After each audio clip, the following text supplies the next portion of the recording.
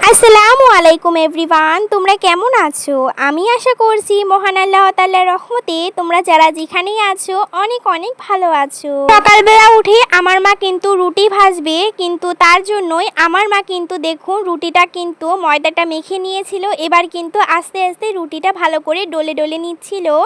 তো তার জন্যই ভাবলাম যে আপনাদের সঙ্গে একটু শেয়ার করা যাক। আর আমি কিন্তু ফ্রেশ হয়ে নিয়েছি, তাই একটু ক্যামেরার সামনে এসে ঢং টং মারছিলাম। আমার বাবা আবার অনেক কিছু নিয়ে এসেছে, মিষ্টি, দই, সিঙ্গারা। ওগুলো আর শেয়ার করা হয়নি, আমি স্কুল থেকে এসেছিলাম, এসেই কিন্তু এগুলো দেখিয়ে দিলাম।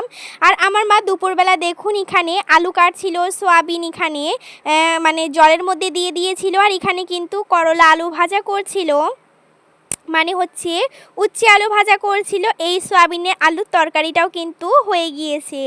অনেক গরম পড়েছিল, তাই একটা আইসক্রিম খেয়ে নিলাম। চকলেট আইসক্রিম কারা কারা খেতে ভালোবাসো কমেন্ট করে জানাতে ভুলবে না। আর আমার মা কিন্তু স্নান করার আগে আমাদের বাড়ির যত ফুল আছে ওগুলো কিন্তু ধুয়ে দিয়েছিল, তারপরে ঘরটাও কিন্তু মুছে নিয়েছে। আজকের মিনি ব্লগ কেমন লাগলো কমেন্ট করবে।